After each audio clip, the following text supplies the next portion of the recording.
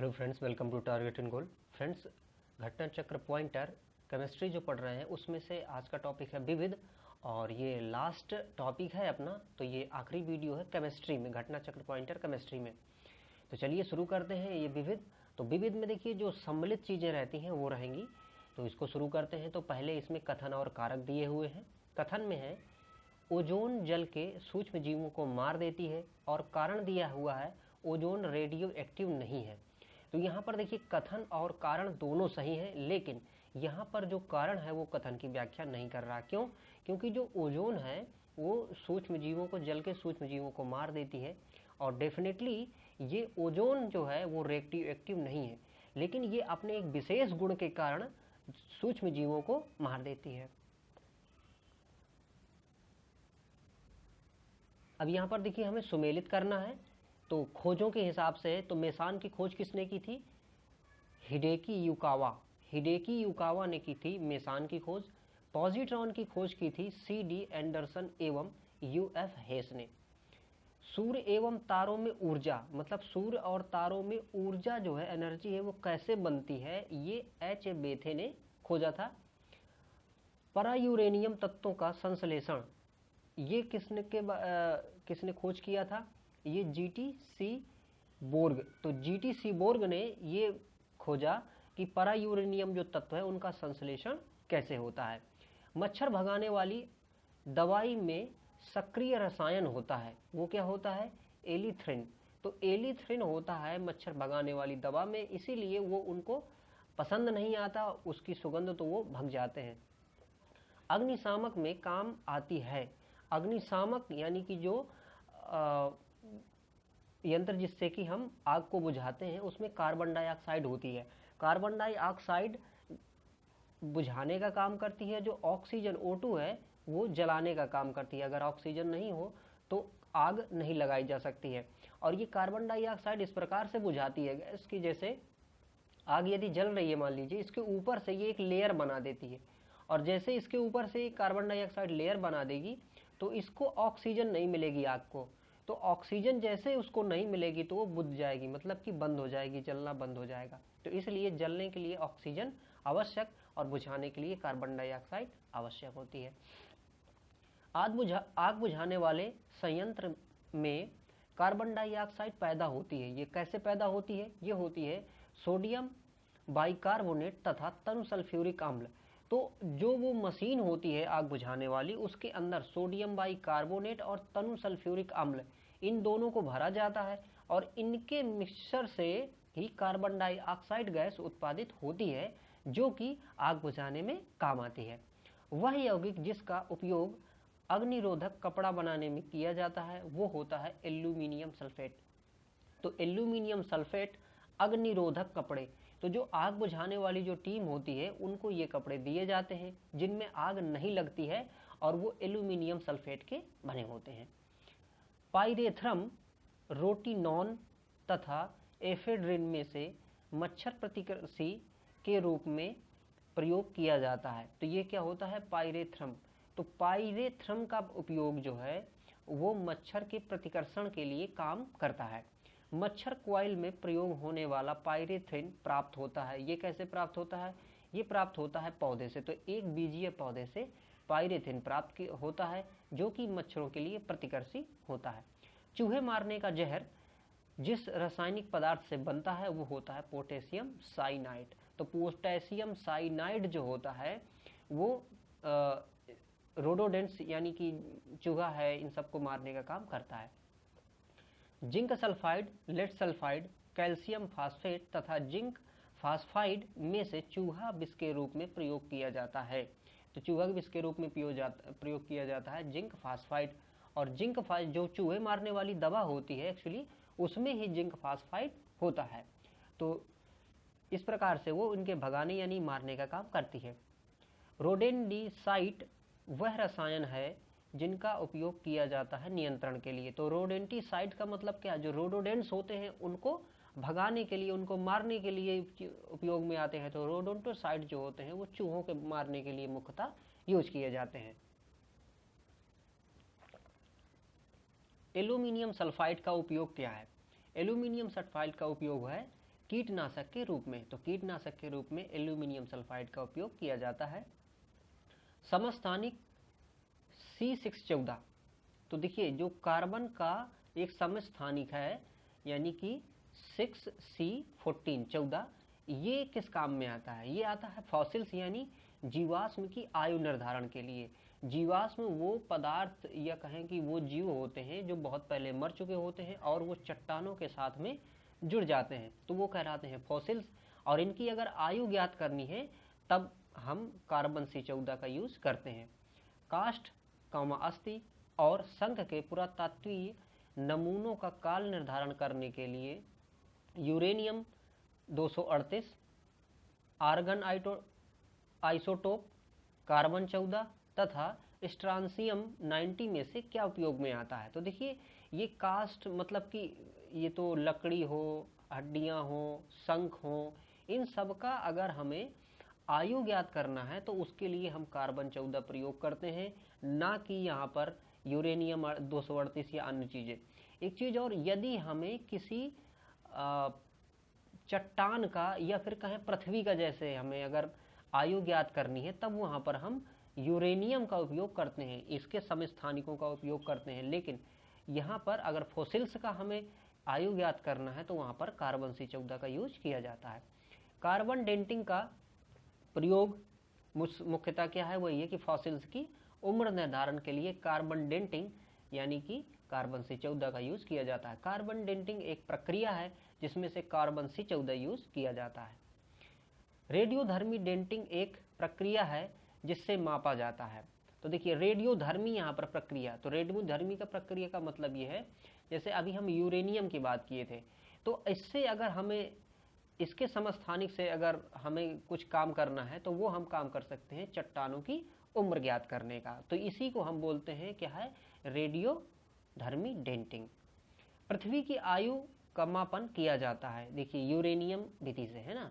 तो अगर यूरेनियम से अगर हम ज्ञात करना चाहें तो पृथ्वी की आयु ज्ञात कर सकते हैं। इसमें एक्चुअली इसकी हम अर्धायु ज्ञात करते हैं, T½ तो अर्धायु से ही हम पता लगाते हैं कि कितनी इसकी एज हो चुकी है। एक कार्बन क्रेडिट समतुल्य है, कार्बन क्रेडिट समतुल्य है 1000 किलोग्राम कार्बन डाइऑक्साइड के। अब देखिए ये जो कार्बन क्रेडिट शब्द है ना, कार्बन क्रेडिट ये होता है कि विश्व में प्रत्येक देश को कार्बन उत्सर्जित करने का एक नियत पैमाना दिया गया है कि आप इतनी कार्बन डाइऑक्साइड उत्सर्जित कर सकते हो। लेकिन मान लीजिए कि एक कोई देश है और वो देश ज़्यादा कार्बन डाइऑक्साइड उत्पादित करता है और ये देश क्या करता है कि ये दूसरी जगह जहाँ पे कम कार्बन डाइऑक्साइड मतलब उत्सर्जित हो रही है तो वहाँ से ये कार्बन डाइऑक्साइड के मतलब उत्सर्जित करने के उसको खरीद भी सकता है। और दूसरी चीज़, अगर मान लीजिए ये देश यहाँ पे कोई ऐसी तकनीक और उसको वो लगा देता है जिससे कि कार्बन डाइऑक्साइड का उत्सर्जन कम हो रहा है तो उसको कार्बन का एक क्रेडिट मिलता है। तो वो जो कार्बन का क्रेडिट होता है वो एक्चुअली कितना होता है? वो 1000 किलोग्राम कार्बन डाइऑक्साइड को उत्सर्जित करने का एक कार्बन क्रेडिट मिलता है। सोडा कांच, पायरेक्स कांच, जेना कांच तथा क्रुक्स कांचों में से वह जो पराबैंगनी किरणों को विच्छेदन कर सकता है वो होता है क्रुक्स कांच। BRIT भारत सरकार कार्यरत है समस्थानिक प्रौद्योगिकी के साथ। अब देखिए यहाँ पर ये जो BRIT जो है ये क्या है कि भारत सरकार का एक प्रक्रम है और ये समस्थानिकों के औद्योगिक के साथ यानी कि समस्थानिक बनाने के लिए इसमें कार्यरत है। Zinc bromide, zinc nitrate, zinc oxide तथा जिंक क्लोराइड में से वह जो यशद पुष्प कहलाता है वो यशद पुष्प क्या कहलाता है? Zinc oxide. जिंक ऑक्साइड को यशद पुष्प कहते हैं। मूत्रालयों में प्रायः नाक में चुभने वाली जो गंध होती है वो किसकी होती है? अमोनिया की। तो अगर हम पेशाब घरों में जाते हैं तो वो जो हमें गंध महसूस होती है वो गंध होती है अमोनिया की। अमोनिया काफ़ी तीक्ष्ण गंध देती है।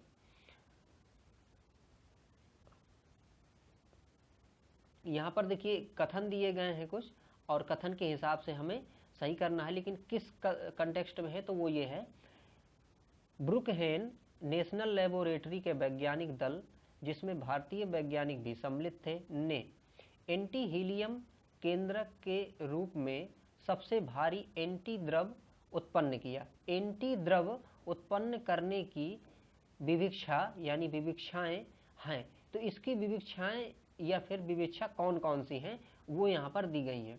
तो देखिए इनमें से इसकी दो विविक्षाएं हैं जो कि यहाँ पर सही हैं। ये है, यह एंटी द्रव से निर्मित तारों और आकाशगंगाओं के होने की संभावना की जांच करने में सहायक होगा। एक ये बात सही है इसमें, और दूसरी बात सही है इसमें, यह ब्रह्मांड के विकास की समझ विकसित करने में सहायता करेगा। वह रसायन जो कृत्रिम बादल बनाने के लिए प्रयुक्त किया जाता है वो होता है सिलियम आयोडाइड, सिल्वर आयोडाइड। तो जो सिल्वर आयोडाइड है इसका उपयोग कृत्रिम बादल के लिए, बादल बनाने के लिए, या फिर कहें कृत्रिम वर्षा के लिए भी ये उपयुक्त होता है। तो कृत्रिम वर्षा मतलब सिल्वर आयोडाइड। इसके साथ में सिल्वर आयोडाइड के साथ में शुष्क बर्फ भी यूज की जाती है। और शुष्क बर्फ क्या होती है, मतलब कि ठोस बर्फ जो होती है, ठोस कार्बन डाइऑक्साइड को शुष्क बर्फ कहते हैं, तो वो भी इसमें यूज की जाती है। सुमेलित करना है हॉर्न सिल्वर। तो हॉर्न सिल्वर जो है वो सिल्वर क्लोराइड को कहते हैं। कृत्रिम वर्षा के लिए हमने अभी पढ़ा कि सिल्वर आयोडाइड का यूज करते हैं। फिलास्फर ऊन, ये क्या होती है, ये होती है जिंक ऑक्साइड। तो फिलास्फर ऊन जिंक ऑक्साइड से संबंधित है। मीथेन जिसके वायुमंडल में उपस्थित है वो है, देखिए अपने इधर तो है पृथ्वी में, पृथ्वी के अलावा भी कहाँ पे मीथेन है, मंगल पे है। और देखिए मीथेन गैस वहाँ होगी जहाँ पे कुछ जैविक चीज होगी, क्योंकि जब भी जैविक चीज़ों का सड़न होता है तो मीथेन गैस पैदा होती है। जैसे अगर हम बात करें तो धरती पे तो जहाँ पे भी दलदली क्षेत्र होगा, कुछ पेड़ पौधे सड़ेंगे, वहाँ पे मार्स गैस, मीथेन गैस होगी। इसके साथ साथ में जो भी पशु होते हैं, पशुओं की जुगाली करने पे भी मीथेन गैस निकलती है। एक चीज़ और कि जो धान के खेत होते हैं वहाँ से भी मीथेन गैस उत्सर्जित होती है। तो मीथेन गैस जीवन का प्रमाण बताती है। तो मंगल ग्रह में भी चूंकि हम मीथेन को पाते हैं इसलिए ये मानते हैं कि वहाँ पर जीवन संभव है और उसका हम रिसर्च कर रहे हैं। सूची 1 से सूची 2 को मिलान करना है। तो देखिए जो लोहा है वो हीमोग्लोबिन से संबंधित है, क्योंकि हीमोग्लोबिन हमारे ब्लड में पाया जाता है और वो जो उसमें से लाल रंग है उसका, वो हीमोग्लोबिन के कारण ही होता है, और ये होता है लोहे के कारण। सीसा, संचायक बैटरियों में सीसा उपयोग किया जाता है। और चांदी कहाँ पे, फोटोग्राफी में यूज की जाती है, ठीक है। और इसके बाद तांबा जो है वो तड़ित चालक में उपयोग होता है। तड़ित चालक जो कि मतलब जब बिजली गिरती है तो घरों की रक्षा करता है, वो सीधे सीधे विद्युत को जमीन पर पहुंचाकर। पुनः सूची 1 से सूची 2 को मिलान करना है। तो मार्फिन जो है वो किससे संबंधित है, वो संबंधित है एनाल्जेसिक, मार्फिन एनाल्जेसिक। सोडियम, अब देखिए मार्फिन जो है ये एनाल्जेसिक से संबंधित है, और सोडियम जो है वो केरोसिन के तेल से। क्यों, क्योंकि केरोसिन के तेल में ही सोडियम को रखा जाता है। सोडियम बहुत ही क्रियाशील होता है, इसलिए अगर हमें इसकी क्रिया को बचाना है तो क्रिया किससे करता है, क्रिया ये वायु से करता है और नमी से करता है। उसी में ये बहुत ही तेजी से जलने लगता है, पानी में भी जलने लगता है। तो चूंकि पानी और हवा से उसका संपर्क तोड़ने के लिए उसको मिट्टी के तेल यानी केरोसिन में रखा जाता है। बोरिक अम्ल संबंधित है किससे, एंटीसेप्टिक से संबंधित है। और जो जर्मन सिल्वर है ये एक मिश्र धातु है, तो जर्मन सिल्वर मिश्र धातु से संबंधित है। भविष्य की धातु किसको कहते हैं, टाइटेनियम। तो टाइटेनियम को भविष्य की धातु माना जाता है। सुमेलित करना है, मैग्नीशियम ये संबंधित है किससे, आतिशबाजी से, क्योंकि जब आतिशबाजी वाले जो सामान, पटाखे और ये सब बनाए जाते हैं उनमें मैग्नीशियम यूज होता है।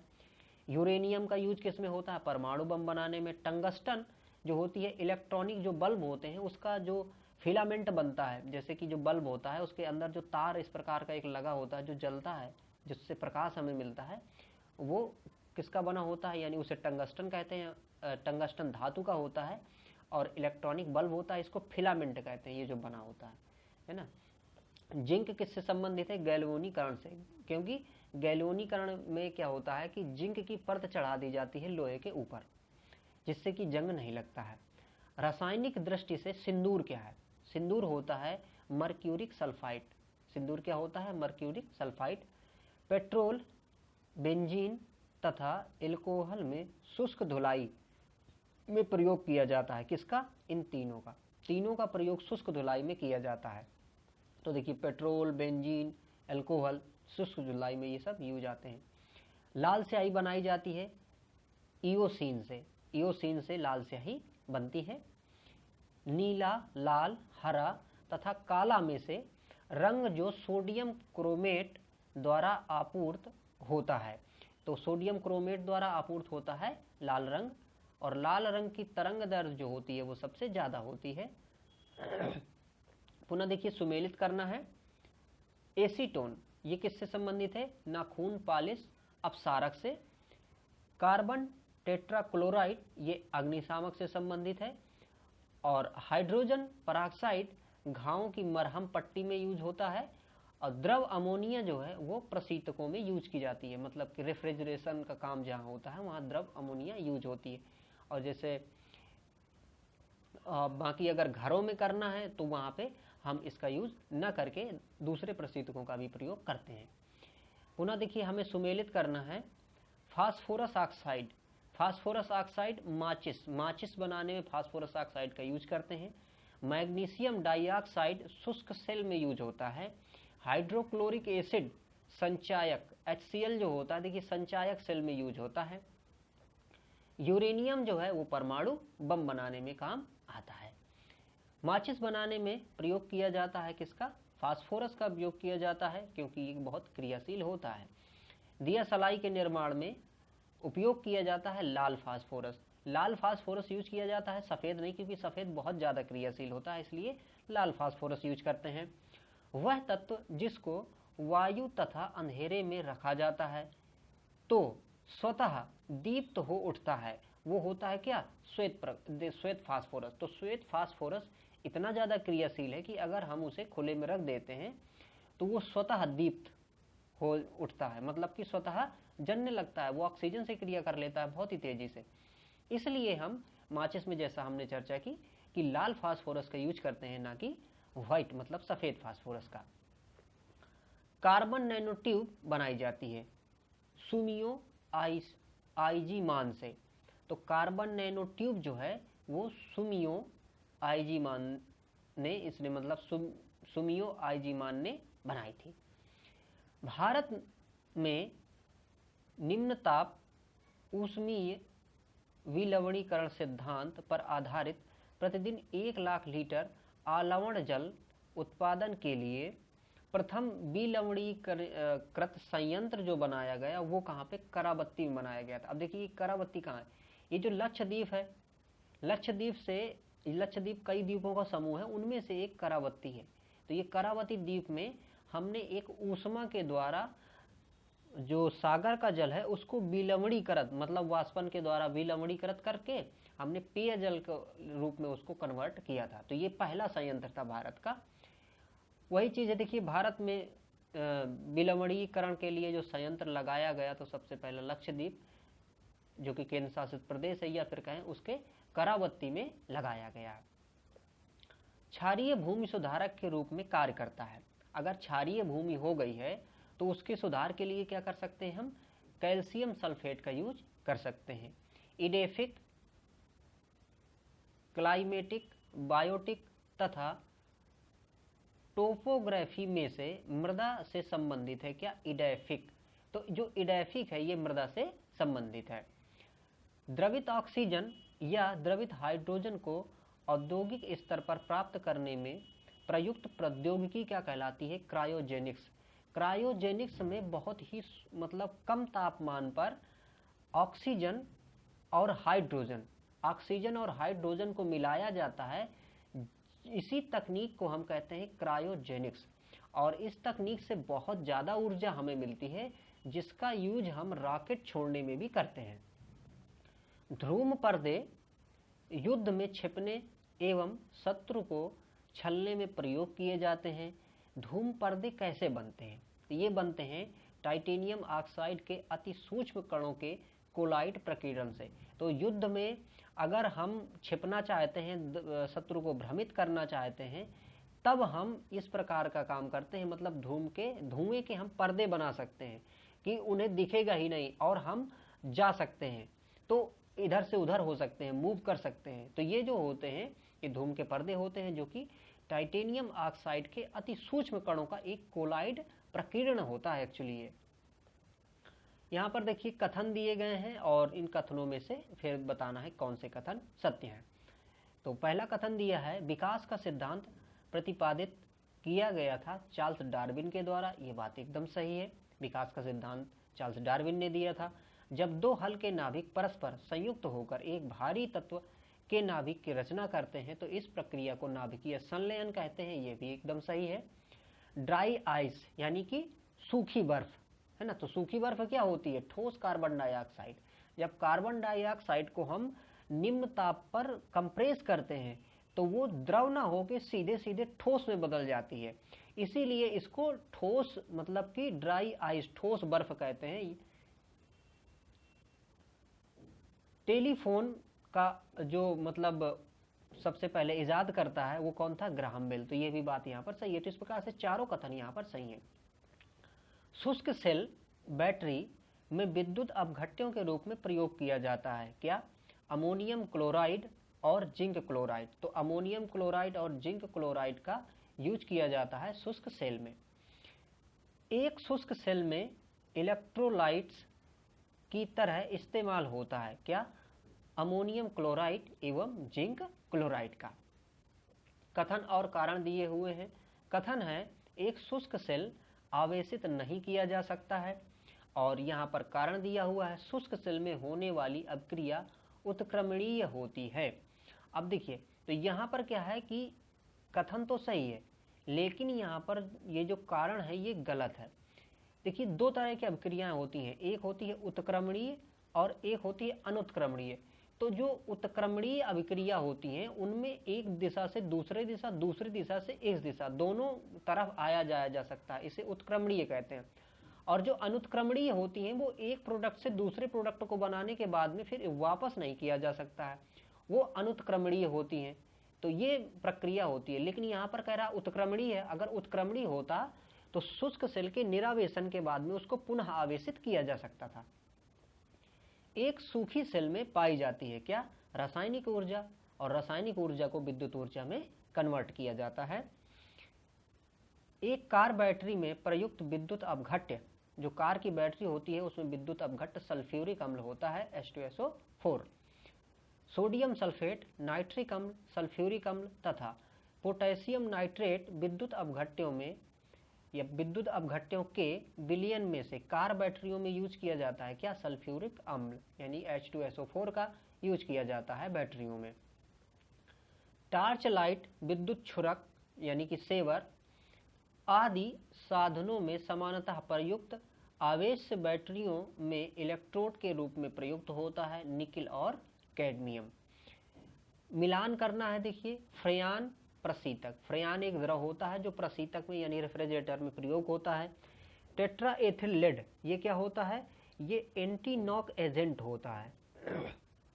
बेंजीन हेक्साक्लोराइड, ये कीटनाशी होता है। और कार्बन टेट्राक्लोराइड होता है अग्निशामक में। अग्निशामक में कार्बन टेट्राक्लोराइड यूज किया जाता है। सूची 1 से सूची 2 को मिलान करना है। पोटेशियम ब्रोमाइड, ये यूज किया जाता है फोटोग्राफी, इसको ब्रोमाइड पेपर भी कहते हैं। जो ये इमेज बनाते हैं तो इमेज को जब इसकी छाप उसमें करते हैं तो ये पोटेशियम ब्रोमाइड का तभी यूज करते हैं, ब्रोमाइड पेपर भी कहते हैं इसको। पोटेशियम नाइट्रेट, ये बारूद बनाने में यूज होती है। पोटेशियम सल्फेट उर्वरक में यूज होती है। और मोनोपोटेशियम टार्टरेट, ये बेकरी में काम आते हैं। तो इस प्रकार से इसका ये सुमेलन है। पुनः देखिए हम सुमेलित करते हैं। तो देखिए सल्फर डाइऑक्साइड, सल्फर डाइऑक्साइड क्या होती है? अम्लीय वर्षा के लिए उत्तरदायी होती है। तो जो सल्फर के ऑक्साइड होते हैं जब वो हवा में जाके हवा से क्रिया करते हैं, नमी से क्रिया करते हैं, तो वो बना लेते हैं H2SO4। और H2SO4 जब पानी के साथ में नीचे आता है बूंदों के रूप में, तो इसे हम कहते हैं अम्लीय वर्षा। और अम्लीय वर्षा पौधों के लिए हानिकारक है। इसके साथ साथ में जो भी हमारे स्मारक बने हैं, बहुत खूबसूरत स्मारक हैं, जैसे कि ताजमहल ही है, तो उसकी जो सुंदरता है वो क्षीण हो रही है। किसके कारण? ये अम्लीय वर्षा के कारण। क्लोराइड प्रदूषण, ये दांत से संबंधित है। और मिथाइल आइसोसाइनेट, देखिए ये भोपाल गैस त्रासदी हुई थी एक 84 में, तो उस दिसंबर में हुई थी, ये 2 दिसंबर को हुई थी, 2 से 3 दिसंबर, मतलब 2 दिसंबर की रात को हुई थी ये 12 बजे के लगभग। तो उस समय हुई थी ये भोपाल गैस त्रासदी, जिसमें काफ़ी लोग मर गए थे और काफ़ी लोग का प्रभाव अभी भी उसमें देखा जा सकता है। तो ये मिथाइल आइसोसाइनेट गैस थी, ये रिसाव हुआ था। ओजोन रिक्तता, अगर ओजोन परत अगर क्षीण हो जाए तो इससे क्या होगा कि त्वचा का कैंसर बढ़ जाएगा, तो चर्म कैंसर इससे हो जाएगा। कथन और कारण दिए हुए हैं। कथन में है फेनिल का प्रयोग एक घरेलू रोगाणुनाशी के रूप में होता है, और कारण दिया हुआ है फेनिल एक फिनाल व्युत्पन्न है और फिनाल एक प्रभावी रोगाणु है। तो यहाँ पर जो कथन एवं कारण दोनों सही हैं, और यहाँ पर क्या है कि व्याख्या भी इसकी की जा रही है। निम्नलिखित कथनों पर विचार करना है और फिर इसके बाद हमें बताना है कि कथन कौन से सही है और किस हिसाब से कथन है। ये है देखिए, कोक स्टील ऑब्लिक लोहा के उत्पादन में भट्ठी के स्फोटन के लिए मिलाए जाने वाले चार्ज की सामग्रियों में से मतलब क्या है, में से एक का इसका कार्य। तो जो कार्य हैं वो दिए गए हैं। जब हम कोक स्टील और ये सब मिला के जब काम करते हैं उसमें, मतलब कि लौह उद्योग में काम करते हैं, तब कौन कौन सी चीज़ें यहाँ पर सही होती हैं। तो देखिए, अपचायक के रूप में क्रिया करना, ये एक काम सही होता है। और दूसरी चीज़, ऊष्मा की पूर्ति के लिए ईंधन के रूप में कार्य करना। तो यहाँ पे कोक, कोयला, ये सब जो डालते हैं ये अपचायक के रूप में और ऊष्मा के रूप में ये उपयुक्त होते हैं। देखिए, हमें सूची 1 से सूची 2 को मिलान करना है। टेक्नोलॉजी दिवस 11 मई को मनाया जाता है। फोटोग्राफी दिवस 19 अगस्त को। नेशनल स्पोर्ट दिवस यानी कि खेल दिवस जो होता है वो 29 अगस्त को मनाया जाता है। और देखिए, नागासाकी दिवस ये 9 अगस्त। क्यों? क्योंकि हिरोशिमा को 6 अगस्त में और नागासाकी में 9 अगस्त को बम गिराया गया था, परमाणु बम गिराया गया था 1945 में, द्वितीय विश्व युद्ध के लास्ट में अमेरिका द्वारा जापान में गिराया गया था। इसलिए नागासाकी दिवस 9 अगस्त को मनाया जाता है। संयुक्त राष्ट्र ने वर्ष 2011 को नामोद्दिष्ट किया है। ये किस नाम से किया है? ये किया है अंतर्राष्ट्रीय रसायन विज्ञान वर्ष के रूप में। भोपाल गैस त्रासदी, ये देखिए दिसंबर में 2 से 3 को दिया है ना, 1984 को, तो ये तभी हुई थी। बिस्फेनॉल, बिस्फेनॉल क्या होता है? ये होता है देखिए, खाद्य संवेष्टन सामग्री के विकास के लिए प्रयोग में लाया जाने वाला एक रसायन। वह देश जिसने गैसोलीन में इथेनॉल मिश्रित करना कानूनन अनिवार्य कर दिया है वो है कौन? Brazil. Phosgene, hydrogen cyanide, hydrogen sulphide तथा मीथेन में से वायु का अकार्बनिक गैस प्रदूषक, वायु का अकार्बनिक गैस प्रदूषक कौन सा है? Hydrogen sulphide. कार्बन डाइऑक्साइड मतलब कि CO2, nitrous oxide N2O, chlorofluorocarbon मतलब कि CFC और मीथेन CH4 गैसों का ग्लोबल वार्मिंग के सापेक्ष उनका योगदान किसका कितना है? तो देखिए, इसमें से ग्लोबल वार्मिंग में कार्बन डाइऑक्साइड सबसे आगे है, फिर CH4 यानी मीथेन सब मतलब उससे दूसरे क्रम में, फिर N2O उससे कम, फिर CFC उससे कम। तो इस प्रकार से हम इनमें कहें तो जो ग्लोबल वार्मिंग का जो सबसे ज़्यादा प्रभाव है वो किसके द्वारा? कार्बन डाइऑक्साइड के द्वारा किया जा रहा है। तो फ्रेंड्स, ये था आज का लास्ट वीडियो। आई होप आपको इससे काफ़ी जानकारियाँ मिली होंगी और मेरा विश्वास है। एक्चुअली फ्रेंड्स, ये जो किताब है ये महत्वपूर्ण ही है। आप इसको अगर ऐसे सुन के याद कर ले रहे हैं बहुत अच्छा, अगर यदि आप पढ़ के याद करना चाहते हैं तो इसको अगर बुक मिल जाए तो इसको पढ़ के भी आप याद कर सकते हैं। लेकिन ये महत्वपूर्ण बहुत है, एग्जाम में पक्का इससे क्वेश्चन आने की पूरी संभावना रहती थी। तो यदि किसी भी एग्जाम में केमिस्ट्री आनी है तो आप विश्वास के साथ इसको जरूर पढ़ें। तो फ्रेंड्स, इस वीडियो को लास्ट तक आपने देखा, आपका बहुत बहुत धन्यवाद। इसके साथ और वीडियो भी आप इस चैनल में देख सकते हैं। Thank you for watching.